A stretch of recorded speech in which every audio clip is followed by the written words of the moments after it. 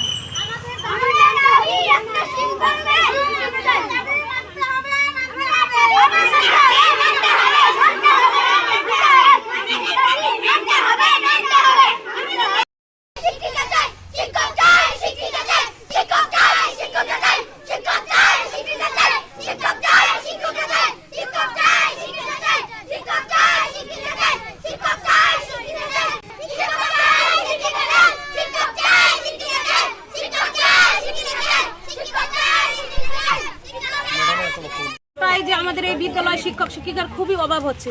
দেখেন, 2 জন শিক্ষিকা আজকে 4টা ক্লাস, মানে 2 জন শিক্ষিকা, তার মধ্যে একজন হেড হিসেবে ওনার অনেক রকমের ইসে থাকে, ওই ঝামেলায় যায়, কিন্তু একজন শিক্ষিকা এতগুলো ক্লাস নেওয়া সম্ভব হচ্ছে না। বাচ্চারা এই পাশে রাস্তা, অনেক সময় যে কোনো মুহূর্তে যে কোনো কিছু ঘটতেই পারে, মানে মাঝে মাঝে ওই রকম পর্যায়ে চলেও যায়, মানে এরকম পরিস্থিতি দাঁড়ায় গেছে।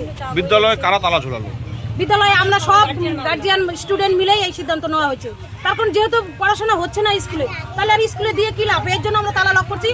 যতক্ষণ আমাদের কোনো স্কুলের কোনো ব্যবস্থা না করতেছে ততক্ষণ আমরা তালা খুলতে পারতেছি।